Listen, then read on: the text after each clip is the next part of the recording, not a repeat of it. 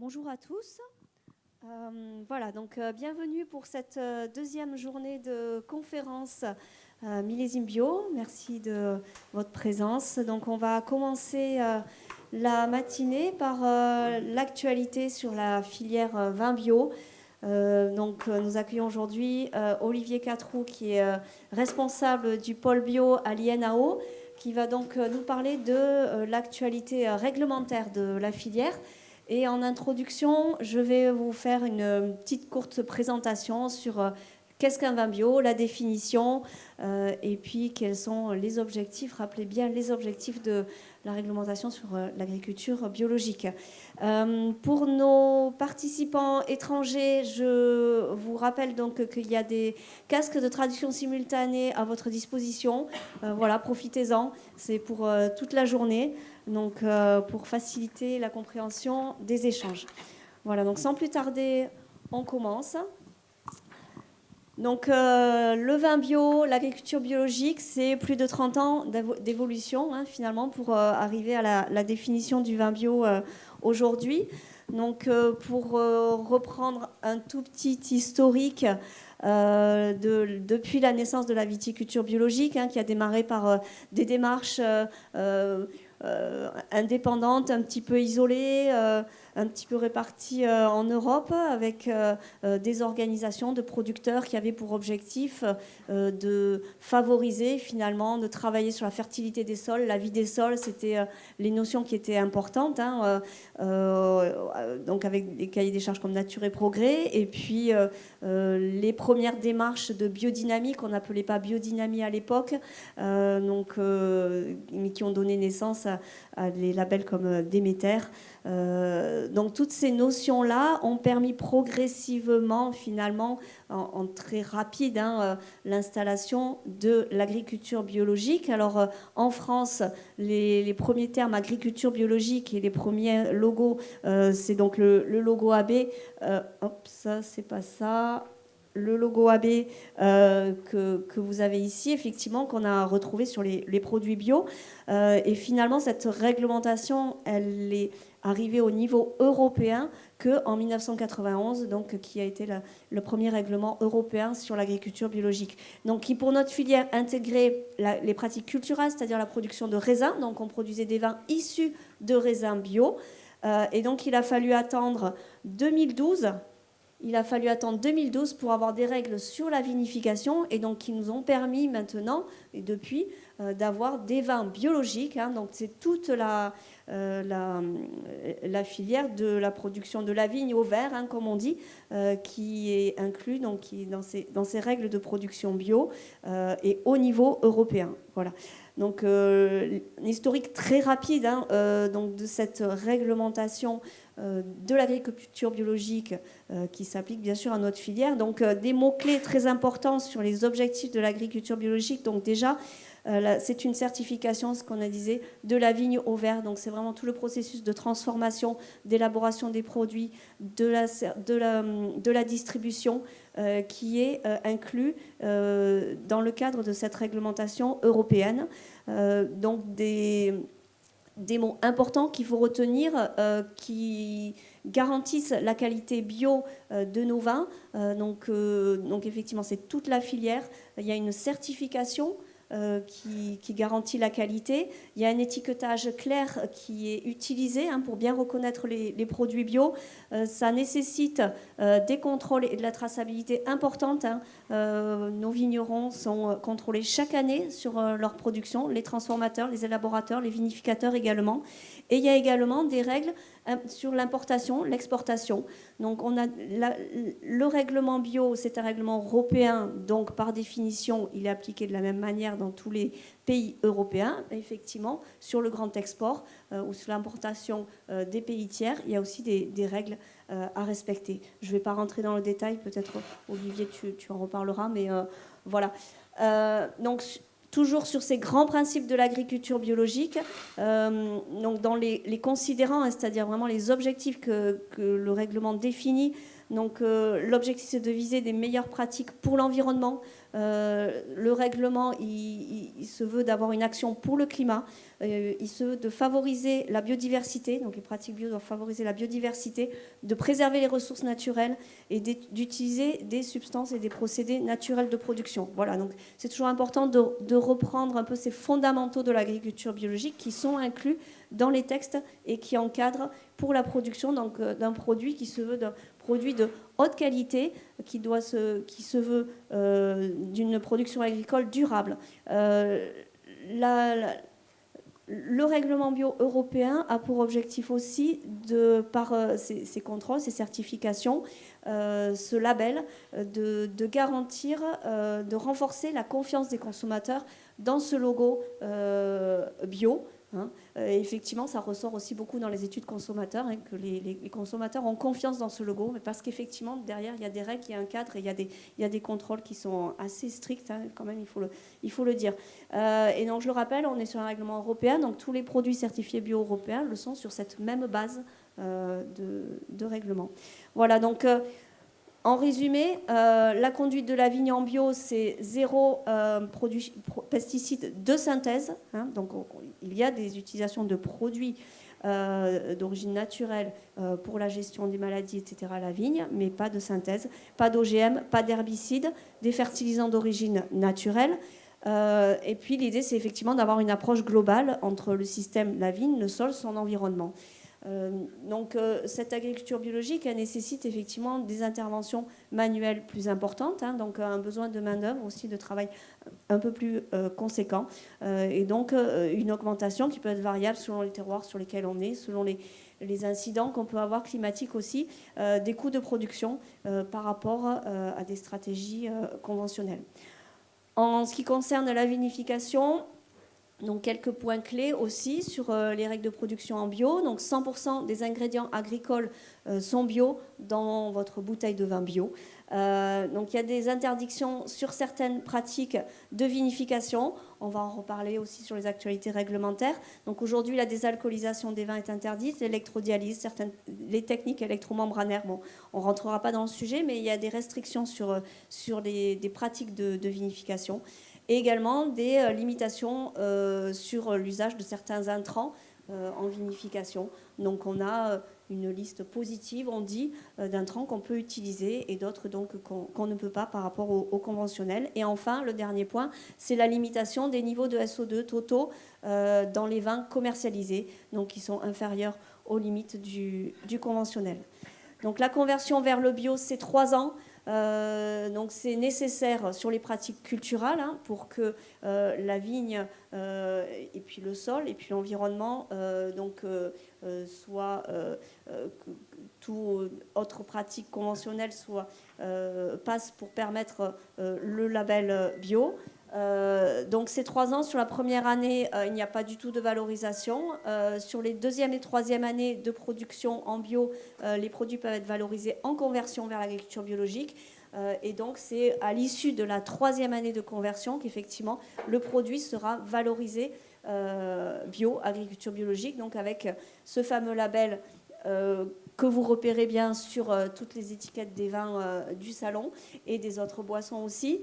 Donc le label européen, c'est le logo européen, donc c'est le logo qui est obligatoire, donc vous le retrouverez sur tous les produits bio. En fait, pour les vins français, il y a la possibilité de retrouver le logo AB. Pourquoi ? Parce que historiquement, finalement, c'est le premier logo qu'on utilisait aussi en France avant même 91, la première version de la sortie du règlement européen. Donc c'est vrai que par habitude, on le retrouve encore sur les produits. Voilà. Donc vous avez également des indications, ça c'est important, c'est intéressant, sur l'origine aussi des ingrédients agricoles. Donc ça, aujourd'hui, en termes d'informations sur les produits, c'est intéressant aussi de savoir d'où ça vient. Donc c'est une obligation aussi sur l'étiquetage. En résumé, donc un vin bio, il dépend d'une réglementation européenne en Europe, effectivement. Il y a d'autres réglementations dans les pays tiers. C'est un produit qui est contrôlé, certifié sur le processus de production, de transformation, de distribution. Aucun produit chimique de synthèse, pas d'OGM, aucun herbicide, et des limites au niveau des intrants, des sulfites, dans un objectif effectivement de respecter l'environnement, la matière première, et donc avec voilà, un impact positif sur l'environnement, la santé des producteurs aussi, c'est important, la santé des voisins, des producteurs, voilà, et une garantie ici de l'emploi par rapport à la main-d'œuvre. Voilà, j'en ai fini sur cette petite introduction de rappel sur la définition d'un vin bio. Je laisse la parole à Olivier sur les actualités réglementaires. Merci Valérie pour cet excellent résumé. Bonjour, donc je me présente rapidement, hein, Olivier Quatroux. Moi, je suis responsable du pôle agriculture biologique à l'INAO. Alors, l'INAO, c'est quoi? Vous en avez sans doute entendu parler pour les appellations d'origine. On a tendance à oublier le rôle de l'INAO pour la bio. Nous, on est en charge au niveau de l'INAO de mettre en œuvre la réglementation pour tout ce qu'on appelle les SICO, les signes d'identification de la qualité de l'origine. On est autorité compétente reconnue au niveau européen. Et donc, sur la bio, nous, ce qu'on fait, c'est qu'on met en œuvre la réglementation européenne. C'est un petit peu différent, vous le comprenez bien, pour les AOP, les IGP et les labels rouges, voire les STG, puisque dans ces cas de figure-là, on est sur une réglementation qui est ascendante, qui est portée par les producteurs et ensuite enregistrée au niveau européen. Là, c'est le contraire.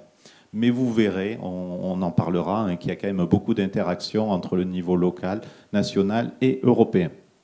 Alors, je voulais dire également que l'équipe de l'INAO, c'est 6 référents par produit, dont pour le vin bio Pascal Laville, qui ne pouvait pas être parmi nous ce matin, donc je supplée. Moi, je suis responsable du pôle, j'ai une vision un peu moins technique peut-être, mais un peu plus panoramique. Et puis c'est aussi 8 référents dans les délégations territoriales. Il y en a un là qui est caché juste devant, qui est Nicolas, donc qui couvre la région Occitanie, et c'est des interlocuteurs, donc évidemment, pour les organismes certificateurs, pour les opérateurs, pour bien expliciter le règlement, et vous verrez qu'il n'est pas simple.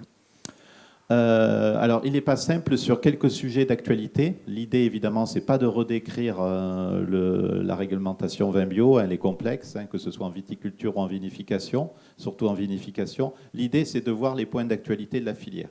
Alors, c'est un choix, forcément, mais il me semble qu'il y a des sujets qui méritent quand même qu'on s'y attarde. Premier point, première question qu'on pourrait se poser, vous l'avez vu d'ailleurs dans le diaporama de Valérie, c'est la désalcoolisation. Est-ce qu'on pourrait considérer qu'elle est conforme au principe de la production biologique? Et il y a derrière une question qui se cache aussi, hein, c'est la correction du titre alcoométrique. Est-ce qu'on pourrait aussi considérer qu'elle est conforme au règlement européen? Il y a ceux qui rentrent dans le cahier des charges, des petites modifications substantielles, et puis il y a ceux qui font qu'on désalcoolise un vin et qu'on l'affiche comme tel.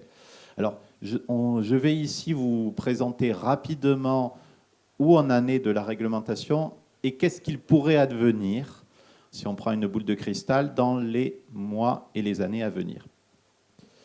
Alors, on va se mettre tout en haut du règlement dans les objectifs et les principes. Est-ce que la désalcoolisation s'inscrit dans l'esprit de la bio? Première idée, premier préjugé qu'il faut chasser, c'est l'agriculture biologique poursuit un objectif de produire des produits sains. Je vais être un peu provocateur, je vais dire non, ce n'est pas ce que dit le règlement. Mais le règlement dit quand même quelque chose de très important, c'est qu'on doit produire une grande variété de produits qui répondent aux attentes des consommateurs, avec des procédés qui ne nuisent pas à l'environnement et à la santé humaine. L'approche santé humaine, elle n'est pas dans le produit fini, elle est dans le procédé. Impact sur l'environnement, impact sur l'utilisateur, le producteur, évidemment, un impact induit sur le consommateur final. Donc à ce titre, enlever de l'alcool, ce n'est pas un objectif en soi. Par contre, désalcooliser avec des techniques qui respectent l'environnement et les utilisateurs, oui, ça l'est. Donc, je vais poursuivre, je ne vais pas faire attention.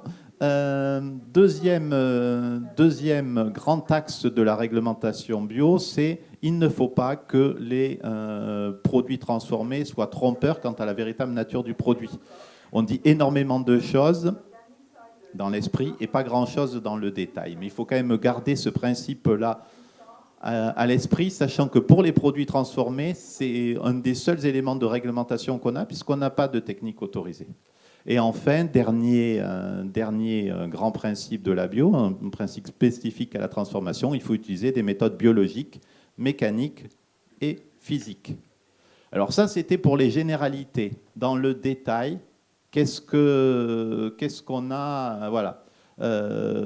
Comment ça s'applique au règlement bio, et je vais aller plus loin que le vin bio. Si on prend le cas des produits transformés autres que le vin, ben, dans ce cas-là, il n'y a rien qui l'interdit. On peut avoir de la bière désalcoolisée bio. Voilà. Il n'y a pas de texte à cet endroit-là qui dit que la désalcoolisation est interdite. Si c'est sur le vin, on le verra plus tard, c'est interdit. C'est ce qu'a dit Valérie, c'est interdit. Si on est au milieu, c'est un peu compliqué. Le milieu, c'est quoi? C'est les vins aromatisés, par exemple. On s'est posé la question. Les vins aromatisés, ils appliquent la même réglementation que les produits alimentaires transformés. Donc, dans l'esprit, on ne peut pas interdire la désalcoolisation. Par contre, le problème, c'est qu'un vin aromatisé, une boisson aromatisée à base de vin, c'est produit à base de vin, évidemment, et qu'on ne peut pas produire de vin désalcoolisé. Donc, en fait, c'est pour ça que je l'ai mis en jaune. Dans l'esprit, on pourrait faire. Dans la pratique, on ne peut pas faire parce qu'on n'a pas l'ingrédient qui va avec. Pour l'instant. Donc, ce qu'il faut retenir, pour le vin, c'est interdit, mais pour les autres denrées alimentaires, c'est autorisé. Ça pose quand même un sacré coin dans l'interdiction générale posée par le règlement. Parce que la logique du règlement bio, c'est l'approche globale, ce que vous disiez Valérie, et donc de la cohérence. La cohérence qui garantit que le consommateur aura confiance dans le label. Donc voilà, ça je vous ai remis le règlement. En fonctionnaire discipliné, on remet le règlement, tout le règlement, rien que le règlement, la désalcoolisation partielle des vins, conformément à l'annexe 1.40 du règlement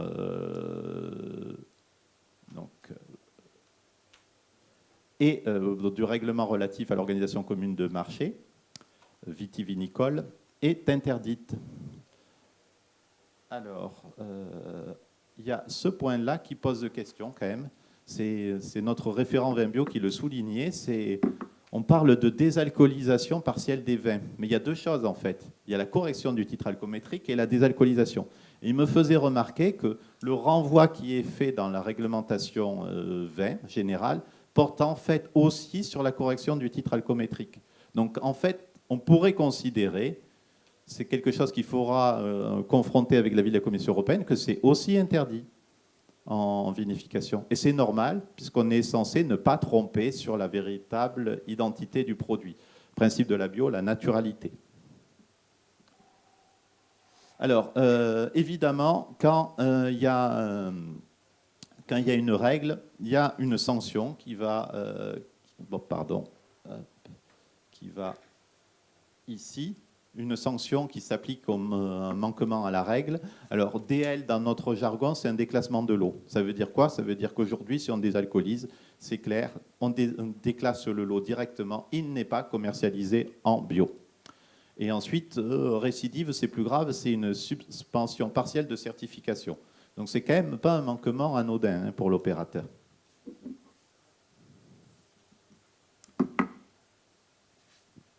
Alors, ça posait question quand même, et il y a eu des échanges entre les autorités compétentes et la Commission européenne. Ce qu'on appelle l'IS ici, c'est l'aide d'interprétation de la Commission européenne dans notre jargon de fonctionnaire. Donc, c'est normal, nous, autorités françaises, autorités compétentes d'États membres, on échange avec la Commission européenne, qui nous a rappelé qu'il n'était pas possible de produire des vins désalcoolisés en bio, partiellement et totalement, parce que le règlement vin bio, il disait désalcoolisation partielle. Il y avait évidemment des petits malins qui se disaient si la désalcoolisation partielle est interdite, c'est que la désalcoolisation totale est peut-être autorisée. Bon, enfin, c'était un peu tordu comme raisonnement, mais la Commission européenne nous a dit non, c'est total et partiel, c'est non. Et évidemment, on ne fait pas de référence au bio sur des produits correspondant à un vin désalcoolisé, quelle que soit la dénomination de vente. Donc voilà, la règle était claire.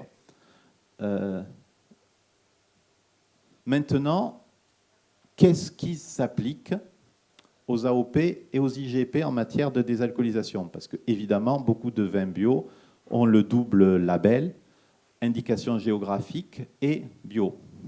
Alors, petit rappel sur je suis un peu moins spécialiste, mais là, on a demandé avis de nos collègues de l'INAO, on a des experts pour le coup. Que dit le règlement? Donc, toujours pareil, tout le règlement, rien que le règlement. Il dit que les vins peuvent être partiellement désalcoolisés à condition que le cahier des charges contient également une description du ou des vins partiellement désalcoolisés. Ça veut dire avec des petites nuances entre AOP et IGP. Donc, description pour l'AOP, c'est les principales caractéristiques analytiques et organoleptiques. Donc, c'est un côté contraignant.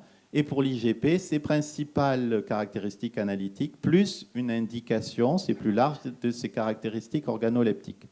Donc, il faut que, pour qu'on puisse produire un vin sous indication géographique en bio et désalcoolisé, il faut qu'il y ait une modification du cahier des charges.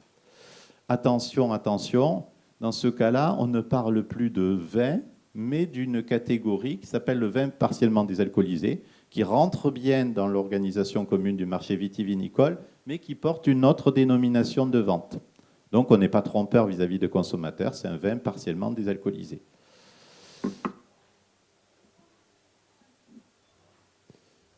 Alors, toujours pareil, hein, un petit rappel sur les techniques autorisées aujourd'hui dans l'organisation commune de marché vitivinicole en réglementation générale. Hein. Donc, l'évaporation sous vide partiel, les techniques membranaires, dont l'osmose inverse, et la distillation. Et à terme, hein, ce qui est actuellement en débat à l'Organisation internationale de la vigne et du vin, l'OIV, c'est qu'on pourrait autoriser qu'un mélange vin et vin désalcoolisé, ça porte le titre de vin partiellement désalcoolisé. Voilà, le décor est planté. Interdiction en vin bio. Encadrement à venir ou pas dans les AOP IGP. Je peux vous assurer que ça fait quand même débat hein, dans les AOP et les IGP, parce que normalement l'AOP et l'IGP dans une certaine mesure, ça porte l'idée de terroir, de pratiques traditionnelles, etc. Donc enlever du vin qui est un peu de l'éthanol, qui est l'essence même du vin, c'est quand même une atteinte forte aux caractéristiques du produit. Donc, beaucoup de débats dans les comités nationaux des appellations d'origine vitivinicole et IGP de l'INAO. À voir, c'est aux producteurs, évidemment, à se prononcer s'ils veulent ou pas cette possibilité dans le cahier des charges. Alors, en bio, c'est un peu plus compliqué puisque la réglementation, elle vient d'en haut. Heureusement, on interagit quand même avec le niveau européen. Donc, on peut se poser la question, est-ce qu'il faut maintenir l'interdiction de la désalcoolisation ou pas ? S'aligner sur les autres produits transformés ou pas.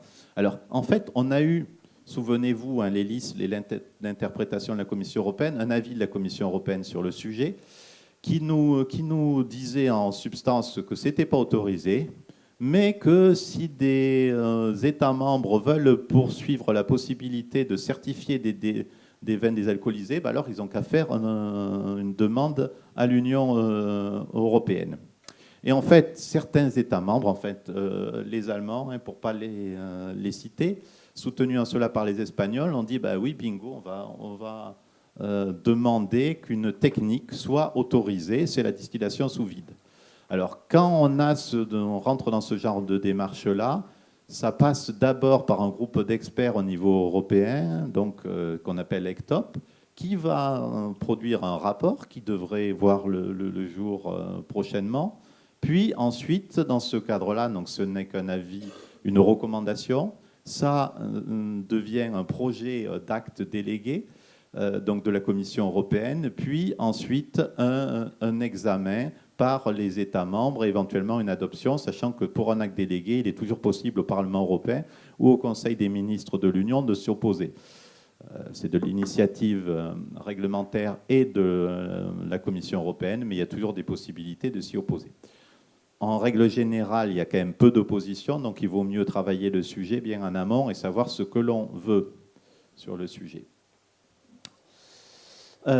Ici, donc, il y a eu une réunion du groupe d'experts européens en fin 2023 et voilà, sur la distillation sous vide, en reprenant l'objectif ici qui est de produire un vin avec un titre alcoométrique de ne pas supérieur à 0,5% par volume.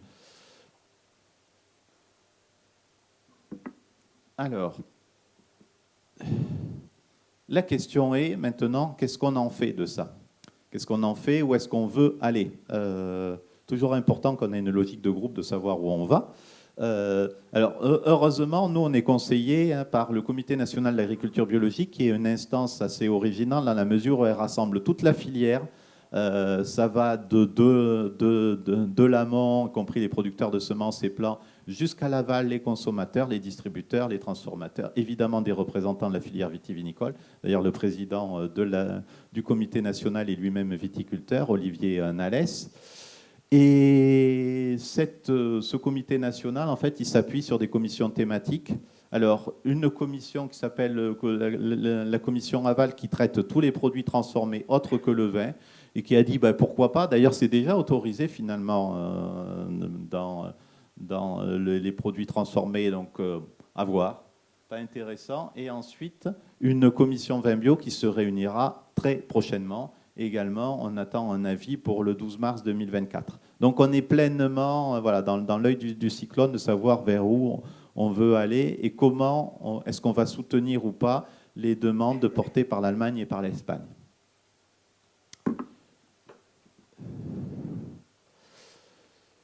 Voilà pour ce sujet, le décor est planté, on est vraiment dans l'actualité et il y a un gros enjeu pour la filière de se positionner, c'est est-ce qu'on veut de la naturalité, des produits pas transformés, donc on garde l'alcool, ou est-ce qu'on veut des produits désalcoolisés, un peu plus sains, qui répondent à une demande de certains consommateurs. Les deux objectifs sont évidemment louables, mais il va falloir arbitrer à un moment. C'est un choix stratégique pour la filière.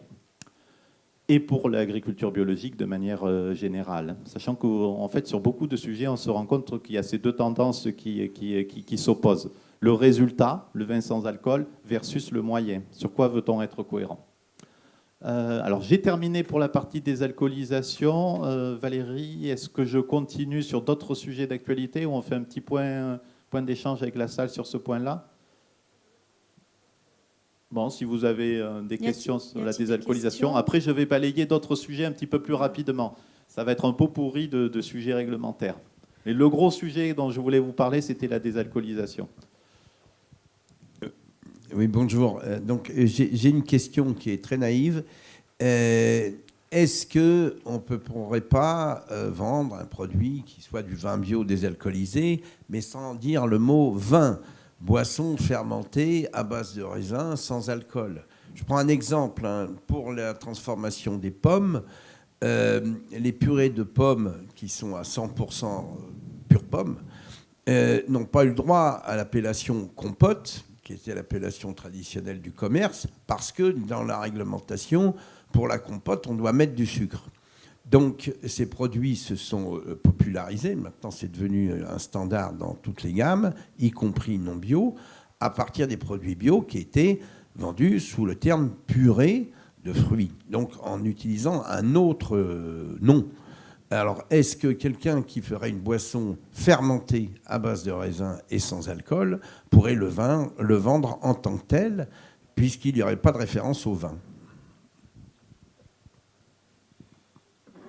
En fait, c'est une excellente question qu'on se pose depuis le départ. On n'était pas très convaincus. Et, enfin, la Commission européenne nous a éclairé un petit peu là-dessus.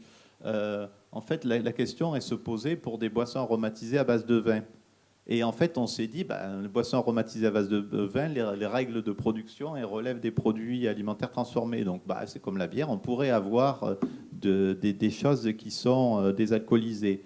Sauf qu'après, la Commission européenne nous a dit dans la liste que ça s'appliquait à la désalcoolisation totale, c'est-à-dire qu'on ne pouvait pas désalcooliser en produit, totalement un produit et le faire sortir de la catégorie vin, et qu'en même temps, pas de référence au bio sur ces produits-là, correspondant à un vin désalcoolisé. On s'est récemment posé la question en voyant des boissons qui ne s'appelaient pas vin, mais qui portaient une autre dénomination de vente, mais qui a même dans leur étiquetage, en ingrédient principal, du vin désalcoolisé bio. Or ça, le vin désalcoolisé bio, c'est pas possible. C'est ce que je vous disais pour les vins aromatisés. Là, la réglementation a une certaine ambiguïté, parce qu'on pourrait dire que dans l'objectif, il n'y a rien contre, sauf qu'on ne peut pas utiliser, on ne peut pas produire, on n'a pas l'ingrédient pour. C'est quelque chose qui va être levé ou pas d'ailleurs. S'il y a une évolution réglementaire au niveau européen, et visiblement la Commission européenne semble assez ouverte sur le sujet, cette ambiguïté sera levée. On aura du vin désalcoolisé et donc des boissons désalcoolisées à base de vin désalcoolisé.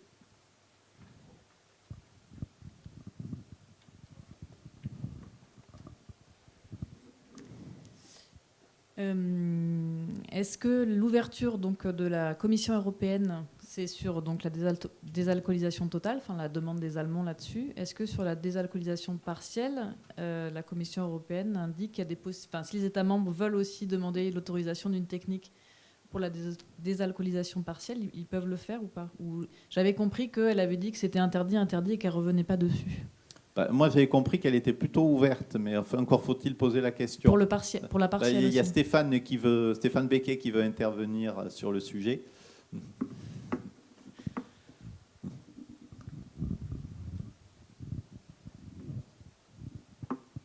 C'est une question entre guillemets de vocabulaire, mais si désalcoolisation partielle, tu entends réduire le degré des vins, ce sera non. Parce que ça, la Commission a déjà tranché, l'a déjà étudié. Si tu parles de la nouvelle catégorie de produits des vins partiellement désalcoolisés, ça, ce serait éventuellement étudié. Les Allemands ont juste demandé la désalcoolisation totale, pour l'instant. On pourra voir pour la désalcoolisation partielle. Par contre, réduire les degrés des vins qui ont de gros degrés pour descendre de 15 à 14, ça, ce ne sera pas possible en l'état, à moins qu'il y ait des nouvelles techniques qui rentrent à l'OIV, comme le mouillage. Et là, vu que c'est une nouvelle technique, on pourra éventuellement demander à l'étudier en bio. Mais sur les autres techniques, ça a déjà été étudié, la Commission ne reviendra pas dessus.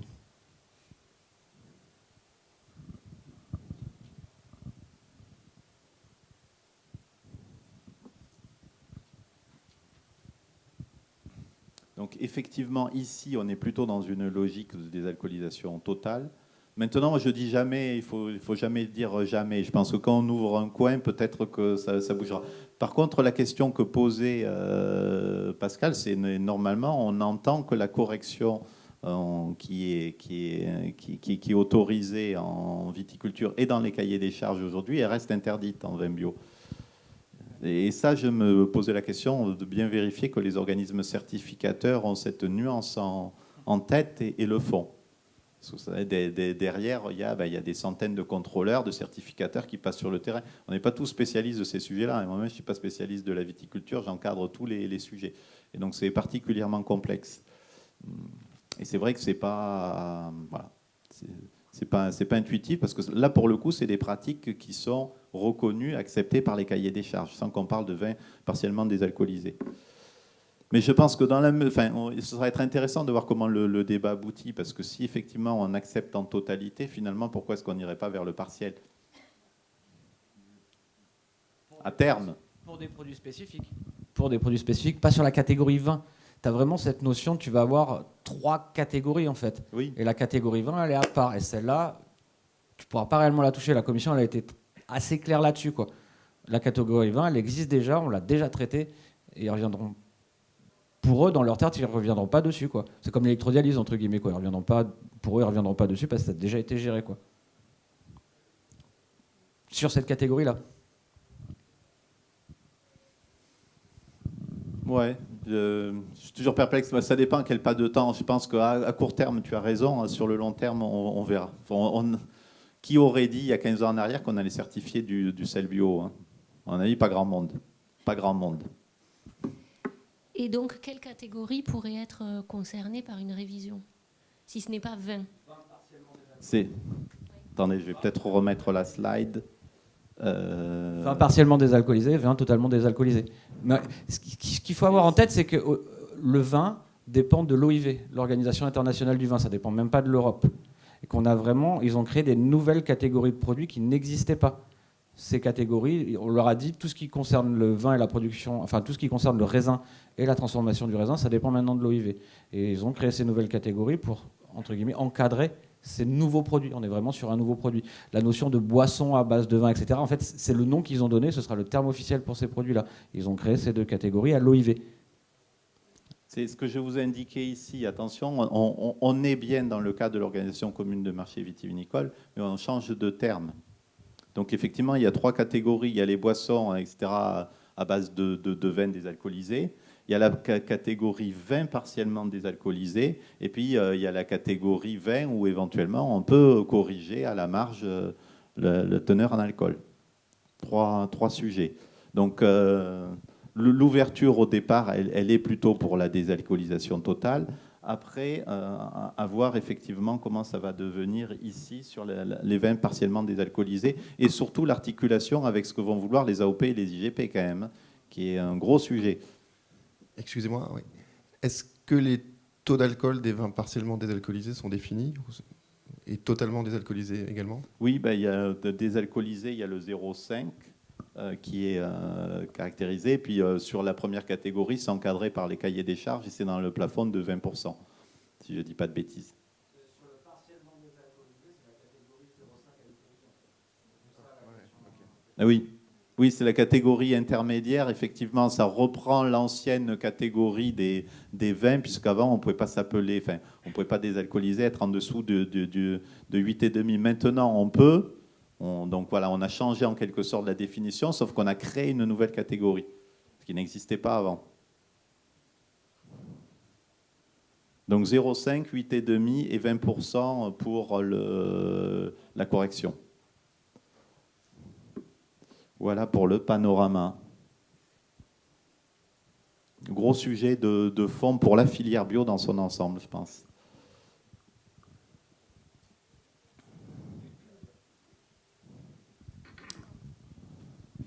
Encore très naïvement, sur l'étiquette du vin partiellement désalcoolisé, est-ce que tous les caractères doivent avoir la même taille nécessairement? C'est-à-dire quoi C'est-à-dire si on met vin en gros et partiellement désalcoolisé en petit, on a le droit. Il faut que ce soit la même taille. Oui, il faut que ça soit dans le même c'est champ tout. et il ne faut pas que ça soit trompeur. Je voulais vérifier. Merci. Question naïve, effectivement, réponse naïve, il ne faut pas que ça soit trompeur, tout simplement. Donc des modifications, enfin voilà, je sais pas, par exemple, pas exactement la même teinte de couleur, ça peut, mais il faut dans la limite où on comprenne bien que c'est une dénomination de vente unique. Donc si c'est pas la même police écrit en tout petit à côté, non, ça c'est trompeur. Voilà. Il faut que le consommateur voit bien que la dénomination de vente, c'est vin partiellement désalcoolisé.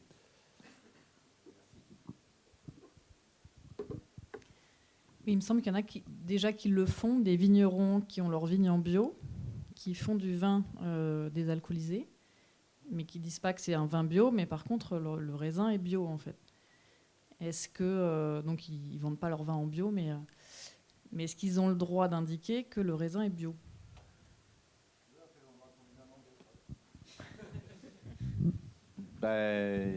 Donc, ils ne commercialisent pas en bio et ils ont un ingrédient raisin bio.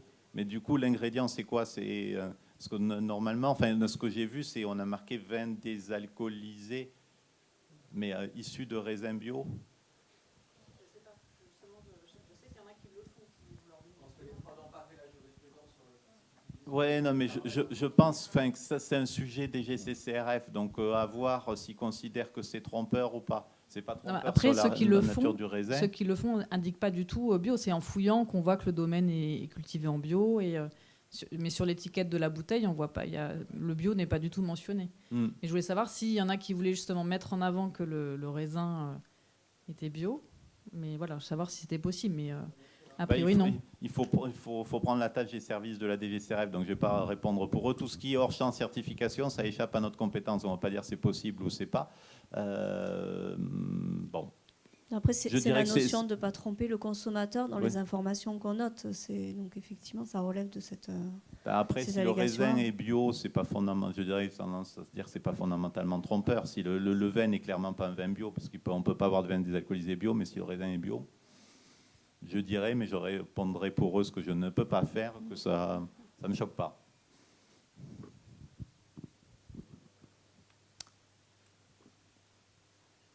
Alors, je vous propose de poursuivre un autre sujet d'actualité. Alors, on était sur le produit, on vient en amont sur la fourniture des plantes de vigne. Est-ce qu'il faut, question de base existentielle, faut-il demander une dérogation quand on plante des vignes avec des plants non bio? Question simple, la réponse est un peu plus complexe en fait. Il y a une obligation générale en production bio, c'est d'utiliser des semences et plants bio. Cohérence globale dont parlait Valérie, la filière de l'amont à l'aval. Donc l'amont aussi, on peut certifier des plants, on peut certifier de la semence. Je vous rappelle aussi qu'il existe une base de données pour suivre l'offre en semences et depuis peu en plants. Depuis le 1er janvier 2022, date d'entrée en application du nouveau règlement, on a une obligation d'utiliser des plants bio. Alors, on a une obligation en principe, je verrai que dans la pratique, c'est un peu plus nuancé. Sachant que derrière, on avait des contraintes sanitaires, notamment sur la lutte contre la flavescence dorée, qui s'appliquait aux pépinières et qui rendait techniquement difficile la production de plants bio, qui était déjà possible sous l'égide de l'ancien règlement, mais que la DGAL, suite à des échanges qu'on a eus avec eux, la Direction générale de l'alimentation, a fait évoluer les règles de manière à ce que on regarde la possibilité de produire ces plantes de vigne. Il y a d'ailleurs un projet financé par le compte d'affectation spéciale pour le développement agricole qu'on appelle le CASDAR qui travaille là-dessus. C'est un projet qui est PepViti Bio, qui est coordonné par la Chambre d'agriculture de Provence. Voilà pour le décor. Donc, normalement, quand on fait de l'achat de plantes de vignes non bio, il faut aller sur le site Semences biologiques. Alors, s'agit-il d'une autorisation, d'une dérogation? Vous le saurez bientôt. Petit exposé technique. Je vois des sourcils qui se froncent. C'est pas simple en fait, parce qu'on a deux sujets mélangés en un. Quand on veut produire, on est producteur de vin, on doit utiliser du MRV, matériel de reproduction végétale bio. S'il n'est pas disponible, normalement, on doit utiliser du matériel de reproduction végétale en conversion. Et s'il est encore toujours pas disponible, confère la base de données, on peut utiliser du matériel de reproduction végétale non bio, à condition de solliciter normalement une dérogation dans la base de données. Deuxième sujet, moi je ne suis pas producteur de vin, je veux produire des plants. Est-ce que les règles s'appliquent? Oui, non, toujours pareil, même principe. Il faut que j'utilise du matériel de reproduction végétale de base bio. Sauf que c'est encore plus compliqué, on est encore plus en amont. Il y a évidemment moins de marché pour les producteurs de plants que pour les producteurs de vin. Et on a activé, donc, depuis le début de 2022, un article. Alors, dans notre jargon, ça s'appelle du 186. Retenez le principe. Le principe de cet article, c'est qu'on peut produire des plants de vigne à partir de matériel de reproduction végétale non bio.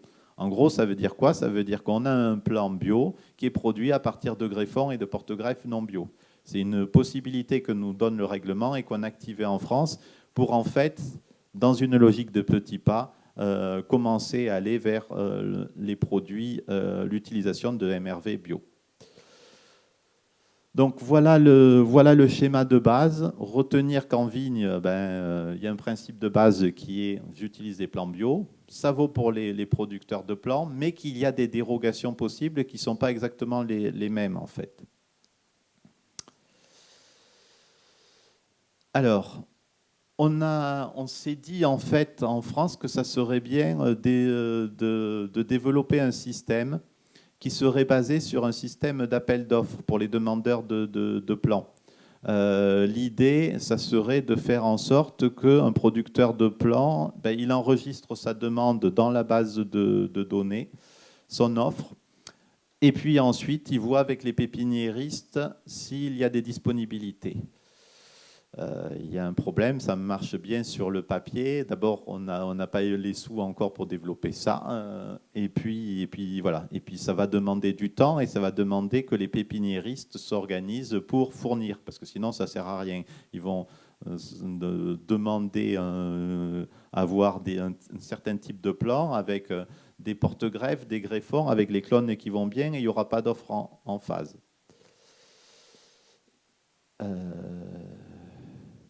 Voilà. Et donc tout ça pour dire que, en fait, comme ça n'a pas abouti, on est revenu en arrière. On a eu plusieurs étapes. En juillet dernier, on a essayé de passer en dérogation, ce qu'on appelle une dérogation simple, c'est-à-dire on était dans un dispositif d'autorisation générale. On voulait que les opérateurs aient à demander des dérogations pour commencer à mettre un pied dans l'idée on va utiliser du matériel de production végétale bio. Ça ne marche pas aujourd'hui. Donc aujourd'hui, on est en autorisation générale. Ça veut dire quoi concrètement? Ça veut dire qu'on n'a pas besoin de demander de dérogation pour planter. Par contre, il faut demander, il faut enregistrer ses besoins sur la base. Pourquoi on fait ça? Tout simplement parce qu'on a besoin, pour développer la filière, de connaître le nombre de plants non biologiques utilisés. Voilà. La production de plants, ça demande un certain délai. Donc, il faut s'organiser pour avoir les données statistiques et dire aux opérateurs, engagez-vous, vous pouvez y aller. C'est quelque chose qu'on a vu sur les semences aussi. Si il n'y a pas une garantie de débouché, les opérateurs ne s'engagent pas. S'ils ne s'engagent pas, on stagne. Si on stagne, en 2036, quand la Commission européenne a dit on n'aura plus de dérogation possible, on arrête tout.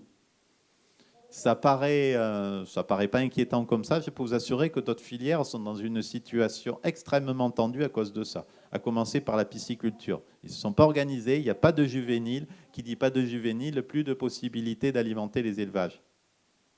Donc attention, c'est quand même un gros sujet pour la filière.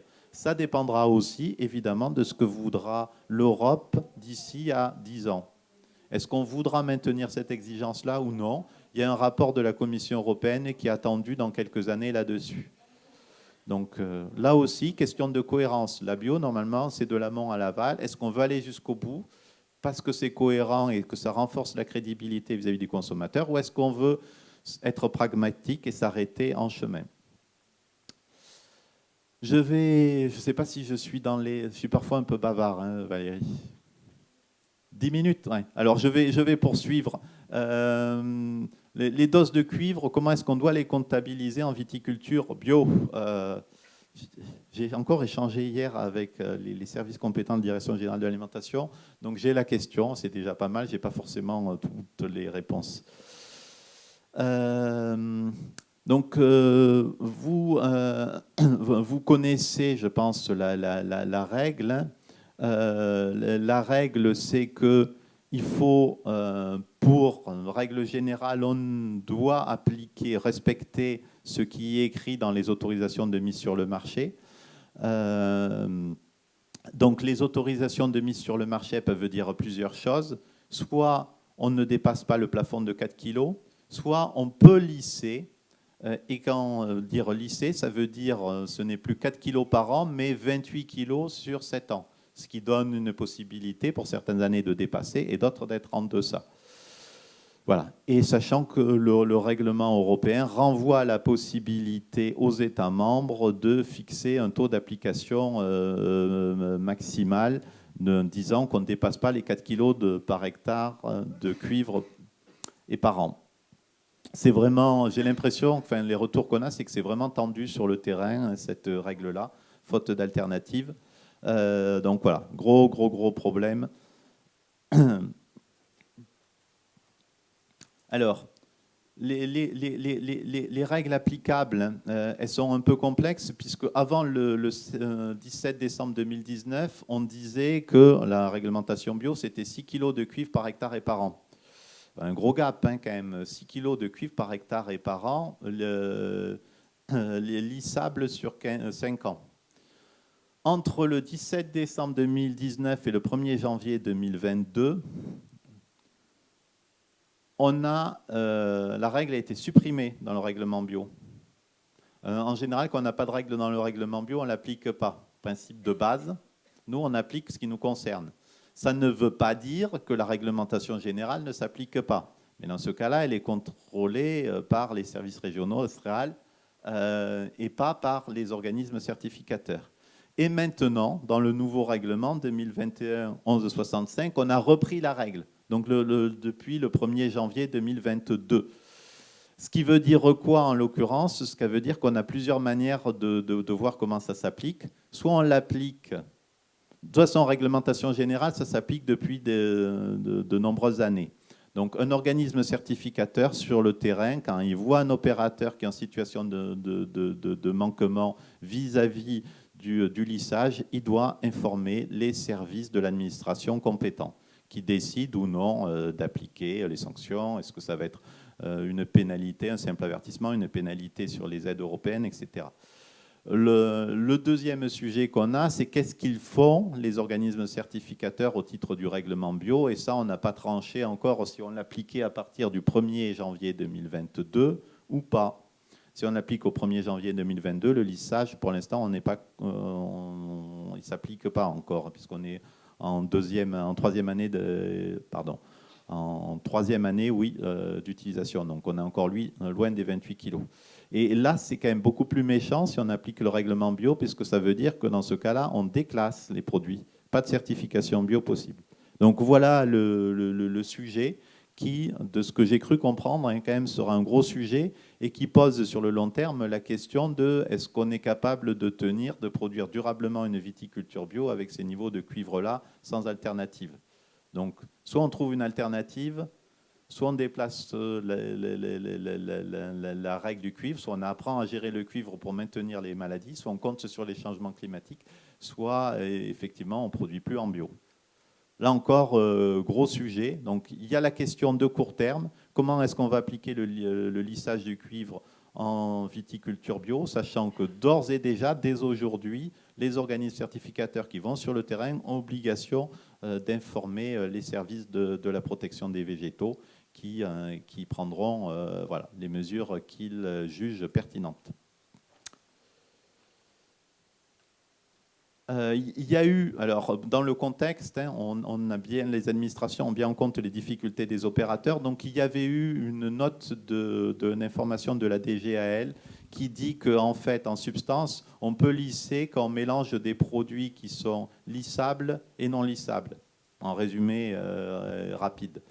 Ce qui est, voilà, on aurait pu avoir la version dure, on a la version soft. Je pense que voilà, les services quand même de l'État sont compréhensifs par rapport à la situation des producteurs. Et l'idée quand même, c'est d'accompagner, dans le sens d'ambition bio, la production. Alerter sur les limites, mais aussi accompagner. C'est aussi un peu le mot d'ordre à l'Institut national de l'origine et de la qualité, hein, je vous rassure. Et c'est un lieu d'échange avec les opérateurs. Alors, rapidement, parce que sinon je vais me faire rattraper par Valérie, la notion d'équivalence technique, KESACO, c'est quelque chose dont Valérie vous a parlé tout à l'heure, qui fait que lorsqu'on utilise un intrant œnologique, parfois le règlement exige qu'il soit bio, certifié bio, cet intrant œnologique-là, si disponible. La question est, qu'est-ce qu'on appelle un intrant disponible sur le marché et est-ce qu'on peut envisager ou non des équivalences techniques, c'est-à-dire de dire cet intrant-là, il est pas disponible en bio parce que je ne trouve pas la bonne qualité de produit. Alors, c'est question un peu complexe hein, et à mon avis sensible. Qui renvoie à une interprétation du guide de lecture qui dit que on peut utiliser certaines substances qui doivent provenir de matières premières biologiques si elles sont disponibles physiquement sur le marché en quantité suffisante. Alors, c'est en particulier le sujet de la gomme arabique qui doit, comme j'ai écrit ici, qui nous a occupés, hein, puisqu'il y a plusieurs formes. Il y a d'ailleurs des utilisations qui sont faites, qui sont diverses, voilà, plus ou moins autorisées. Et donc, du coup, ça nous a interpellés. Ça nous a interpellés, sachant que cette règle d'utilisation d'intrants certifiés bio, elle s'applique évidemment pas qu'au vin, elle s'applique à tous les produits transformés. Donc, à titre personnel, je suis toujours un petit peu circonspect d'ouvrir la boîte de Pandore pour une règle particulière. En tout cas, si ça se fait, il faudra le justifier dûment et préciser vraiment les conditions d'application pour qu'il n'y ait pas d'ambiguïté, c'est-à-dire l'organisme certificateur sur le terrain, quand il va voir que cet intrant-là, mettons une gomme arabique, n'est pas utilisée en qualité bio, il ait les arguments précis pour dire non, voilà, c'était vraiment ce type de gomme arabique-là qui était recherché, on ne pouvait pas en utiliser une autre. Donc, à voir si le comité national et l'INAO jugent pertinent et possible d'expliciter cette notion de disponibilité en qualité biologique. Rappelez-vous, un principe de base de la production bio, on utilise des intrants certifiés en bio. Donc, ce n'est pas une question qui est anodine. Elle est peut-être un peu marginale sur le sujet abordé, mais elle est loin d'être anodine par rapport à la crédibilité qu'on peut avoir.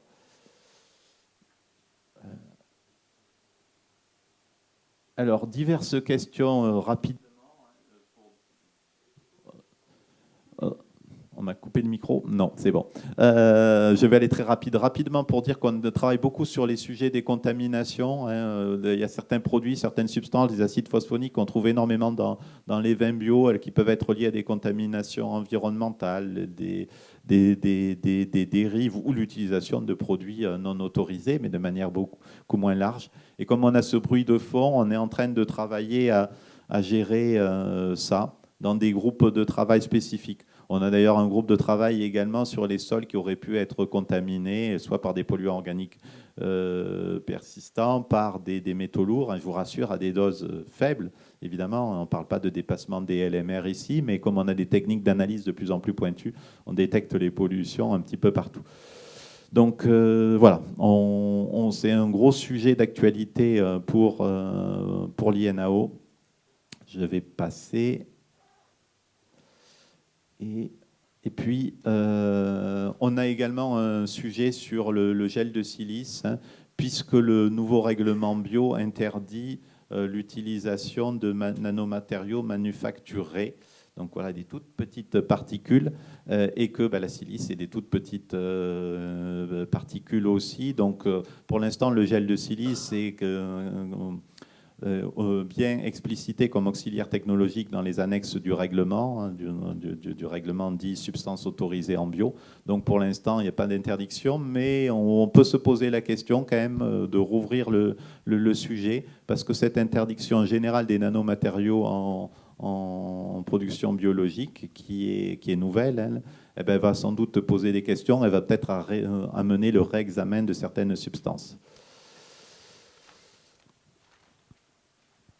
Et je crois, oui, le tout dernier sujet, on travaille également, mais là encore, ce n'est pas stabilisé, sur les substances de nettoyage et de désinfection. Pour l'instant, pas d'alerte, il n'y a pas de sujet. Et je dirais à court terme, pas de sujet, à moyen terme, pas de sujet non plus, mais à long terme, on aura une liste de substances de nettoyage et de désinfection autorisées en bio qui s'appliquera aussi aux produits transformés, qui s'appliquera à la viticulture.